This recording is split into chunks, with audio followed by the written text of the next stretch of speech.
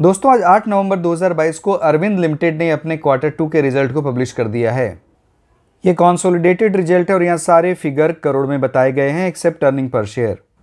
Q2 में revenue from operation 2170 crore है, जो Q1 में ये 2352 करोड़ था और प्रीवियस ईयर के Q2 में ये 2108 करोड़ था। Revenue from operation year on year 3% बढ़ा है, लेकिन क्वार्टर ऑन क्वार्टर इसमें 8% की गिरावट हुई है। Q2 में टोटल इनकम 2181 करोड़ है, जो Q1 में 2360 करोड़ था और प्रीवियस ईयर के Q2 में ये 2125 करोड़ था। Total income year on year लगभग 3% बढ़ा है और क्वार्टर ऑन क्वार्टर इसमें लगभग 8% की गिरावट है। Q2 में profit before tax and before exceptional item 109 crore है, जो Q1 में 126 करोड़ था और प्रीवियस ईयर के Q2 में ये 123 करोड़ था। तो profit before tax year on year 11.5% गिरा है और क्वार्टर ऑन क्वार्टर भी ये 13.5% गिरा ही है। Q2 में नेट प्रॉफिट या profit after tax attributable to equity holders of the parent 125 crore है, जो Q1 में ये 98 करोड़ था और प्रीवियस ईयर के Q2 में ये लगभग 70 करोड़ था। तो पैट में ईयर ऑन ईयर 80% की बढ़त दिख रही है और क्वार्टर ऑन क्वार्टर भी ये 27% बढ़ा है। अब आप ये सोच रहे होंगे कि प्रॉफिट बिफोर टैक्स तो ईयर ऑन ईयर और क्वार्टर ऑन क्वार्टर दोनों ही बेसिस पर गिरा है, तो फिर पैट कैसे बढ़ गया? तो इसकी एक वजह यह है कि कंपनी ने 40 करोड़ 52 लाख का एक एक्सेप्शनल गेन बुक किया है। इसी की वजह से प्रॉफिट में ईयर ऑन ईयर और क्वार्टर ऑन क्वार्टर दोनों ही बेसिस पर बढ़त दिख रही है।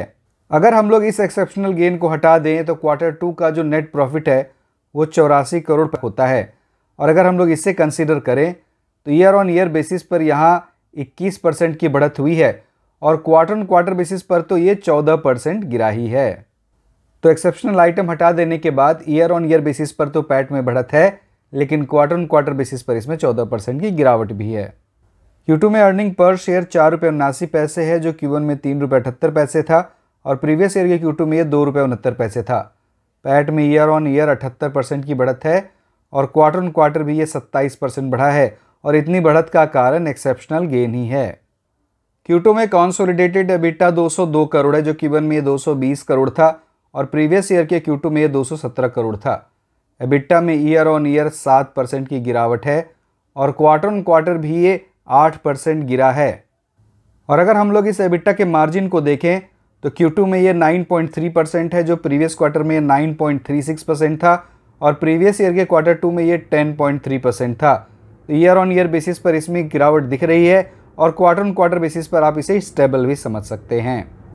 तो दोस्तों हम लोगों ने देख लिया इस कंपनी का revenue from operation year on year basis पर 3% बढ़ा है, लेकिन क्वार्टर ऑन क्वार्टर बेसिस पर इसमें 8% की गिरावट भी है और इस कंपनी का पैट और EPS year on year basis पर बढ़ा हुआ दिख रहा है और क्वार्टर ऑन क्वार्टर बेसिस पर भी इसमें बढ़त दिख रही है और इस बढ़त का रीज़न एक एक्सेप्शनल गेन है। लेकिन हाँ, एक्सेप्शनल गेन को हटा भी दें तो ईयर ऑन ईयर बेसिस पर पैट में थोड़ी बढ़त जरूर है और इस कंपनी के एबिटा में तो ईयर ऑन ईयर और क्वार्टर ऑन क्वार्टर दोनों ही बेसिस पर गिरावट ही दिख रही है और मार्जिन में ईयर ऑन ईयर बेसिस पर गिरावट है और क्वार्टर ऑन क्वार्टर बेसिस पर ये स्टेबल है। ऐसे रिजल्ट को तो हम लोग बहुत अच्छा रिजल्ट नहीं कह सकते हैं, ये रिजल्ट ठीक ठाक ही है। अब कल ही हमें पता चलेगा कि मार्केट ऐसे रिजल्ट पर कैसे रिएक्ट करता है। तो इस वीडियो में इतना ही, बहुत बहुत धन्यवाद।